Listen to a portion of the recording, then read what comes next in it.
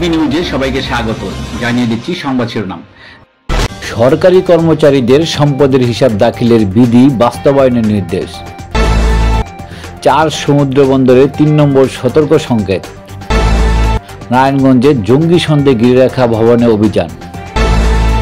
সাজেক খাগড়াছড়ি সড়ক বন্ধ, আটকা 3 শতাধিক পর্যটক। বন্যায় ফেনীর 2 উপজেলায় এইচএসসি পরীক্ষা স্থগিত।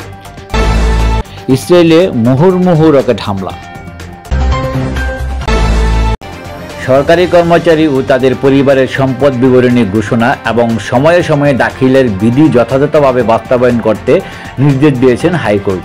আদালত পরবর্তী আদেশের জন্য 22 অক্টোবর দিন রেখেছেন। মঙ্গলবার এক রিট আবেদনের প্রাথমিক শুনানি শেষে বিচারপতি মোহাম্মদ নজরুল ইসলাম তালুকদার ও বিচারপতি কাজী ইবাদত হোসেনের হাইকোর্ট বেঞ্চ রুলসহ এই আদেশ দেন। দেশের 4টি সমুদ্র বন্দরকে 3 নম্বর সতর্ক সংকেত দেখিয়ে যাওয়ার নির্দেশনা দিয়েছে আবহাওয়া অধিদপ্তর।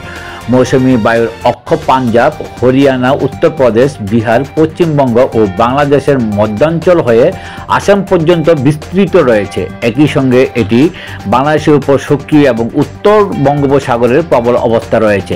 এই পরিস্থিতিতে চট্টগ্রাম, কক্সবাজার, মোংলা এবং পায়রা সমুদ্র বন্দরকে 3 নম্বর স্থানীয় সতর্ক সংকেত দেখিয়ে যেতে বলা হয়েছে। নারায়ণগঞ্জের রূপগঞ্জে জঙ্গি আস্তানা সন্দেহে একটি 4তলা ভবনে অভিযান চালিয়েছে এন্টি ট্যুরিজম ইউনিট।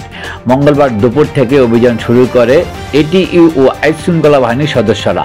এর আগে রূপগঞ্জের বড়পাড়া এলাকায় সকাল থেকে বাড়িটি ঘিরে রাখে এটিইউ ও আইনশৃঙ্খলা বাহিনীর সদস্যরা। পাহাড়ি ঢল এবং টানা বৃষ্টির কারণে খাগড়াছড়ির সাজেক সড়ক যোগাযোগ বন্ধ হয়ে যাওয়ায় মেঘের রাজ্যে খ্যাত সাজেক ভ্যালিতে প্রায় 3 শতাধিক পর্যটক আটকা পড়েছে। মঙ্গলবার 2 জুলাই মধ্যরাত থেকে অতিবৃষ্টিতে বাগাইহাট বাজারে পাহাড়ি ঢলের পানি বাড়ায় সড়ক এবং বেইলি ব্রিজ তলিয়ে সাজেকের সঙ্গে সড়ক যোগাযোগ বন্ধ হয়ে যায়। এতে আটকা পড়ে পর্যটক সহ স্থানীয় এলাকাবাসী। ফেনীর ফুলগাজী ও পরশুরামে বৃষ্টি ও পাহাড়ি ঢলের কারণে এইচএসসি ও আলিম পরীক্ষা স্থগিত করা হয়েছে।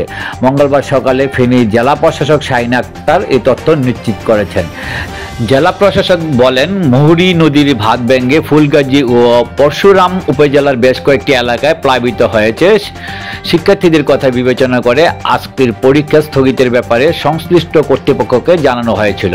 বিষয়টি আমরা 3 বোর্ডকে, সাধারণ শিক্ষা বোর্ড, মাদ্রাসা শিক্ষা বোর্ড ও ভোকেশনাল শিক্ষা বোর্ডকে চিঠির মাধ্যমে অবগত করি। এর পরিপ্রেক্ষিতে ফুলগাজী পরশুরাম উপজেলার এসএসসি পরীক্ষা স্থগিত হয়েছে। গাজা থেকে ইসরায়েলের বিভিন্ন প্রান্তে মুহুর্মুহু রকেট হামলা চালিয়েছে ফিলিস্তিনি সশস্ত্র গোষ্ঠী ইসলামিক জিহাদ। সোমবার উপত্যকা থেকে ইসরায়েলে দফায় দফায় ওই রকেট হামলা চালানো হয়েছে বলে জানিয়েছে ইসরায়েলি গণমাধ্যম টাইমস অফ ইসরায়েল। দেশটির সামরিক বাহিনী জানিয়েছে, গাজা থেকে ইসরায়েলি ভূখণ্ড লক্ষ্য করে প্রায় 20টি রকেট নিক্ষেপ করা হয়, যা গত 7 মাসের মধ্যে গাজা থেকে চালানো সবচেয়ে বড় হামলা। এদিকে ইসলামিক জিহাদের সশস্ত্র শাখা বলছে, ফিলিস্তিনি জনগণের বিরুদ্ধে ইহুদিবাদী শত্রুর অপরাধের প্রতিক্রিয়ায় গাজা সীমান্ত লাগোয়া ইসরায়েলি কয়েকটি সম্প্রদায়ের দিকে রকেট নিক্ষেপ করেছে তাদের যোদ্ধারা।